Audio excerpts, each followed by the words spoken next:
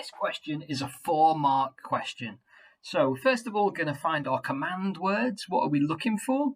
So we know we're going to identify and explain one advantage. One advantage of what? One advantage of using unstructured interviews to investigate married people's experience of marriage and family life. So in an identify and explain question like this, we're looking at giving a brief, relevant reason as to why there's an advantage, and we're aiming to develop this by discussing this reason in more depth. Now, this question's asking about a research method. It's asking about unstructured interviews. When we think about unstructured interviews, we're considering who might like them, why they might favour them, but we mustn't forget that actually we've got to keep this context in mind.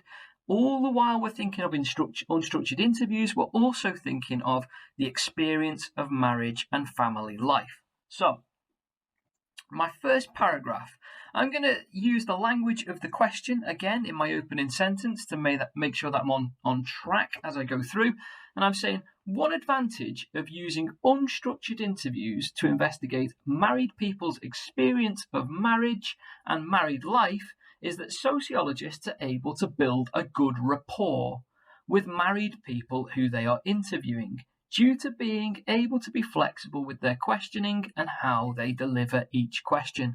So, talking about this rapport, this relationship, you're thinking about the married couple feeling, or the married people feeling at ease in giving their answers.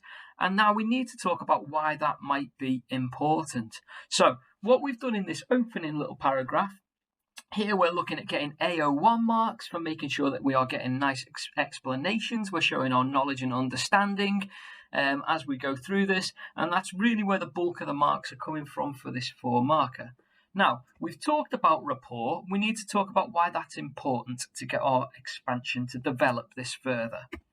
So we're developing it by saying building this rapport is important, as sometimes in investigating family life, a researcher may find themselves discussing sensitive issues such as traumatic experiences.